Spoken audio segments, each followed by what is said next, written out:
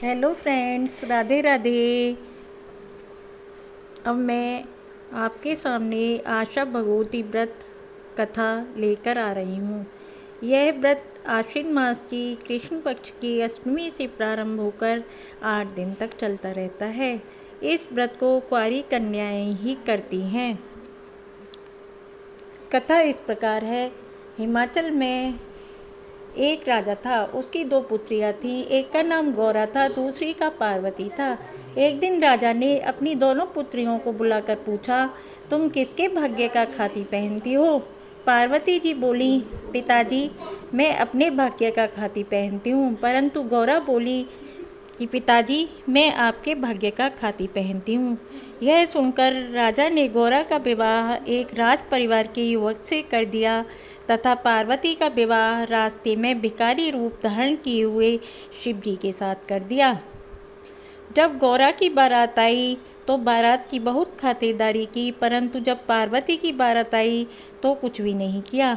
शिवजी पार्वती को लेकर कैलाश पर्वत पर चल दिए। रास्ते में पार्वती जी का जहाँ भी पैर पड़ता वहाँ की घास जल जाती।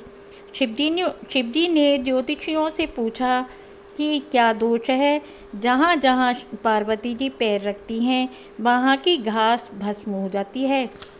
पंडितों ने बताया कि ये अपने मायके जाकर आशा भगवती का व्रत उज्जमन करें तो इसका दोष मिट जाएगा। पंडितों के बताने पर शिवजी और पार्वती जी अच्छे अच्छे मूल्यवान वस्त्र पहनकर और गहने पहनकर पार्वती जी के मायके चल दिए। रास्ते में उन्होंने देखा कि एक रानी के बच्चा होने वाला है। रानी बहुत परेशान थी। यह कष्ट देखकर पार्वती जी शिवजी से बोली, हे नाथ, बच्चा होने में बहुत कष्ट होता है, अतः मेरी कोख बांध दो।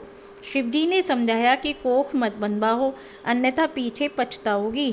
कुछ आगे चले तो देखा कि एक घोड़ी के बच्चा हो रहा है। उसका भी कष्ट देखकर पार्वती जी ने अपनी कोख बंद करवाने की हट पकड़ ली। अंत में निराश होकर शिवजी ने पार्वती जी की कोख बंद कर दी। इसके बाद वे आगे बढ़े और चले। पार्वती जी की बहन गौरा अपनी ससुराल में बहुत दुखी थी। इधर पार्वती के अपने मायके पहुंचने पर मायके वालों ने पार्वती को पहचानने से इनकार कर दिया। जब पार्वती ने अपना नाम बताया तो राजा रानी बहुत खुश हुए। राजा को अपनी कही हुई पुरानी बात याद आ गई।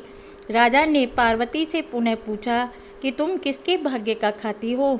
तो पार्वती ने उत्तर दिया, मैं अपने भाग्य का खाती हूँ। ऐसा कहकर पार्वती अपनी भाभियों के साथ चली गई। वहाँ उसकी भाभियाँ आशा भगवती का उज्जमन कर रही थीं। यह देखकर पार्वती जी बोली कि मेरे उज्जमन की कोई तैयारी नहीं है, नहीं तो मैं भी उज्जमन कर लेती। तब भाभियाँ बोली, तुम्हें क्या कमी है? तुम शिवजी से कहो, वह सब तैयार कर देंगे। पार्वती जी ने शिवजी से उज्जमन के लिए सामान लाने को कहा। तब शिवजी ने पार्वती को एक अंगूठी दे दी और कहा, इसे ले लो, इससे जो भी मांगोगी वह तुम्हें मिल जाएगा। पार्वती जी ने उस मुद्रिका से उज्जमन का सामान खरीदा, उज्जमन का सामान मांगा। मुद्रिका ने तुरंत सभी सामान 9 सुहाग पिटारी सहित ला दिया।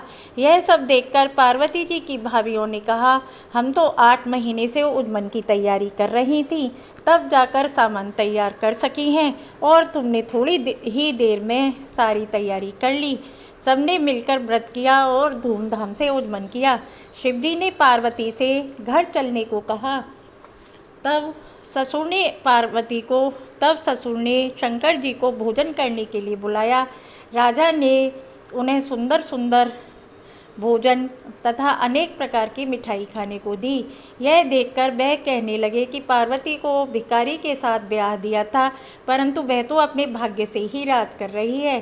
शंकर जी ने जब रसोई की वस्तुएं खाते खाते समाप्त कर दी, रसोई में पड़ी सी आलू की पतली सब्जी बची थी।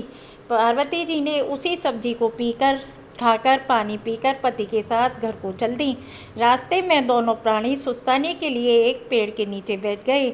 शंकर भगवान ने पार्वती से पूछा, तुम क्या खाकर आई हो? पार्वती जी बोली, जो आपने खाया भगवान, मैंने भी वही खाया है। शिव जी कहने लगे और बोले, तुम तो सब्जी और पानी पीकर आई हो।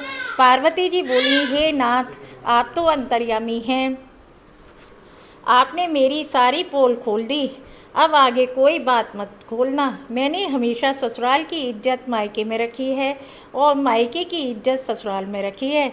इसके बाद आगे चलने पर दूर सूख गई थी, वह हरी हो गई। शंकर जी ने सोचा कि पार्वती का दोष तो मिट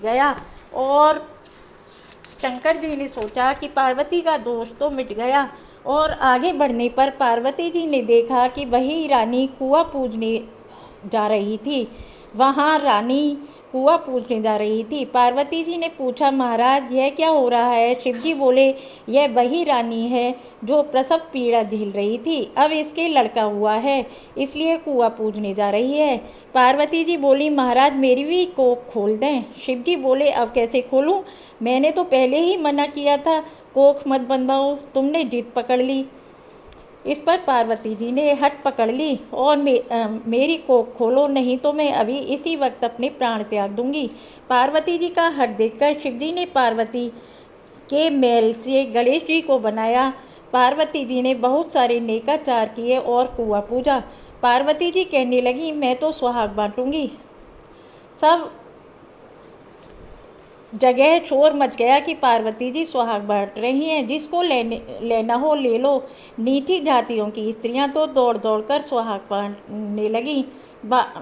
लेने लगीं, परंतु उच्च कुल की स्त्रियों को पहुंचने में देर हो गई। तो शिव जी के कहने पर पार्वती जी ने इन स्त्रियों को नाखूनों से मेहंदी, मांग से सिंदूर, बिंदी में से रोली, आंखों में से काजल, चितली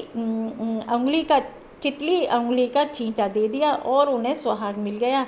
इस प्रकार पार्वती जी ने सबको सुहाग दिया।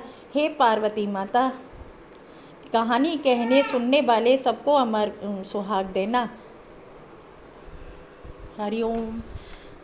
मित्रों, अगर आपको मेरी कहानी पसंद आई हो तो प्लीज़ लाइक, शेयर, सब्सक्राइब करना न भूलें और अपने दोस्तों में भी शेयर करें। Thank you.